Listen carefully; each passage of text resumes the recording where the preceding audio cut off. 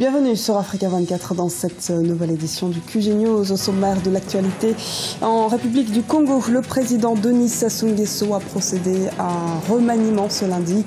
La nouvelle équipe gouvernementale qui n'a pas de ministre délégué compte 37 membres contre 38 dans la précédente. Vote effectif de la diaspora dès l'élection présidentielle de 2016 aux Comores. Les principaux concernés saluent cette décision mais demandent la mise en place de moyens techniques et humains suffisants pour la réussite de l'opération. Et puis le gel du programme d'amnistie au delta du Niger a été suspendu au Nigeria. Décryptage des causes et conséquences à suivre dans ce journal. Réaménagement de l'équipe gouvernementale au Congo. Une équipe de 37 membres sans Premier ministre est chargée de mettre en œuvre le nouveau projet de société du président Denis Sassou Nguesso. Les précisions d'Alioune Guindo et Jean-Célestin Idiangué. Le président Denis Sassou Nguesso a procédé ce lundi 10 août à un remaniement ministériel. La nouvelle équipe gouvernementale comprend 37 membres contre 38 dans la précédente. Fait marquant de ce remaniement, selon le décret lu par Firmin Aïssa, le directeur de cabinet du président de la République, la suppression du poste de Premier ministre précédemment occupé par Isidore Mvouba et ceux des ministres délégués. Le nombre de femmes passe de 4 à 3. Pour le directeur de cabinet du président de la République, ce remaniement est cohérent avec le projet de société du chef de l'État. Le gouvernement est chargé de mettre en mouvement le chemin d'avenir. Le projet de société promis par M. Sassou Nguesso lors de sa campagne électorale. Le gouvernement comprend 4 pôles. Infrastructures de base, économie, souveraineté et socioculturelle. Et chaque pôle a à sa tête un ministre, lui-même en charge d'un ministère. Pour la principale plateforme de l'opposition, ce n'est pas une véritable surprise. Il n'arrange pas nos affaires, il ne les gêne pas non plus. C'est comme un non-événement. Regardez. On a fait tant de bruit. Il paraît que même parmi les raisons du changement de la Constitution, parce que les jeunes ne sont pas pris en compte, les femmes ne sont pas prises en compte, et voilà que le président, ça soit une occasion pour montrer qu'il veut lui faire la promotion des jeunes et des femmes. Combien de femmes sont rentrées dans ce gouvernement? Combien de jeunes sont rentrés dans ce gouvernement? Donc tout ce que l'on dit là, c'est du pipeau, excusez-moi le terme, ça ne veut rien dire du tout. Deuxièmement, on a assisté à quoi? À un jeu de chaises musicales, on a pris un tel, on a mis là-bas, on a pris un tel. En fait, le vrai problème, c'était de se séparer de nos deux camarades, Mme Mounari qui était au commerce et M. Koujla à la fonction publique, parce que simplement ils ont dit ouvertement qu'ils étaient opposés. Ce remaniement ministériel intervient alors que le débat autour de la loi fondamentale divise les Congolais sur fond de la présidentielle 2016. Session extraordinaire du Sénat en République démocratique du Congo, reportée ce lundi. Il s'est finalement tenu ce mardi 11 août. Tous les élus présents ont voté, mais les membres de l'opposition s'étaient absentés, et particulièrement le mouvement de libération du Congo, MLC. La loi controversée à propos de la répartition des sièges pour les élections locales et provinciales a donc été adoptée. Le texte voté sera transmis au président Joseph Kabila pour promulgation. Élection du président de l'Union des Comores en 2016. Le vote des Comoriens établis ou résidant à l'étranger sera effectif. Un comité va être mis en place afin d'optimiser les inscriptions et la bonne tenue de ces votes. Les précisions à Dibra Khadindiaï. C'est un pas important en direction de la diaspora comorienne. Les votes des Comoriens établis ou résidant à l'étranger devraient être effectifs dans les prochaines élections de l'Union des Comores prévues en 2016. Un défi qui demande la levée de plusieurs obstacles. Le président Ikili Lwanine, avant lui le président Sambi, qui avait donné le droit aux Comoriens de la diaspora de pouvoir voter. Mais cette loi n'a jamais été appliquée. Il paraît qu'en 2016, il sera appliqué. Nous le souhaitons et nous soutenons cette initiative. Par contre, nous voudrons que les Comoriens regardent, surtout les autorités comoriennes, regardent comment ils ont fait les autres pays. Parce que le Comore n'est pas un pays nouveau dans ce monde que nous vivons. En France, il y a des diasporas qui votent, plus particulièrement la diaspora algérienne, la diaspora tunisienne. Comment ils font? Pour eux, il y a d'abord des consulats généraux. Si on veut faire voter ces diasporas comoriens qui sont plus nombreux que ceux qui sont aux Comores, il faudra d'abord installer les institutions qui permettront de surveiller et de suivre ces élections.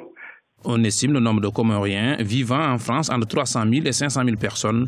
Pour le président de l'association culturelle comorienne de Valmobier, la communauté comorienne attend la réalisation de cette promesse. Ma réaction, c'est positif, c'est surtout dans l'idée que on doit la première fois faire voter la diaspora parce que ça fait longtemps qu'on a demandé ça. Donc si aujourd'hui les autorités prennent l'initiative, si ce n'est pas du parfait, mais plus l'initiative que cette fois-ci on va pouvoir voter, même si le vote ne sera pas bien organisé, mais au moins c'est commencé. Et puis on va l'améliorer dans les années prochaines. Mais l'idée, l'esprit c'est bien, si ce n'est pas du parfait.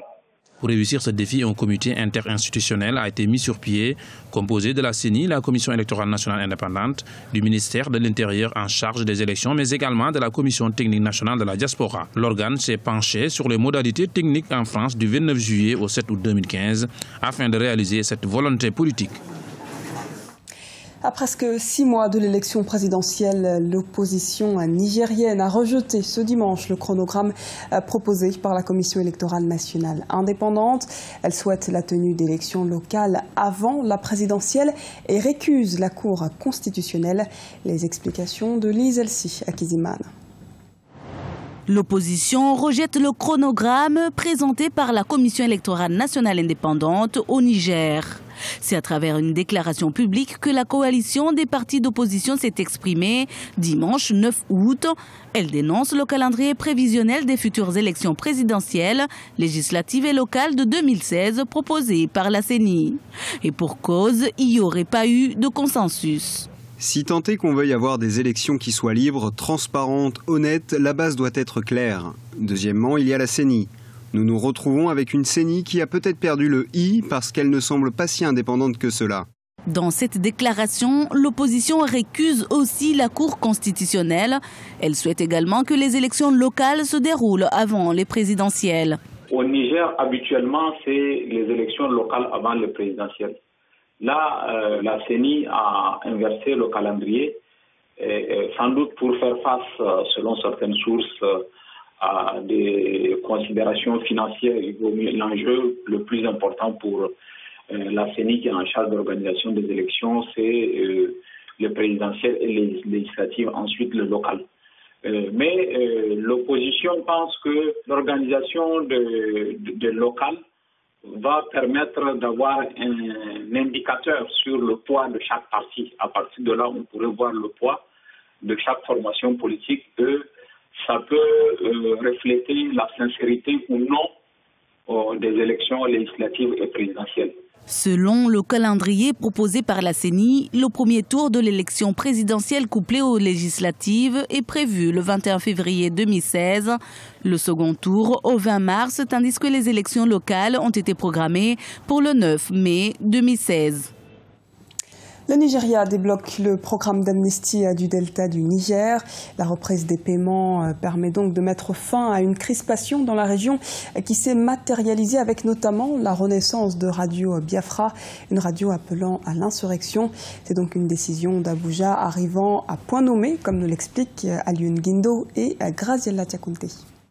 Pour les concernés, c'est un soulagement. Le gel du programme d'amnistie au delta du Niger a été suspendu au Nigeria.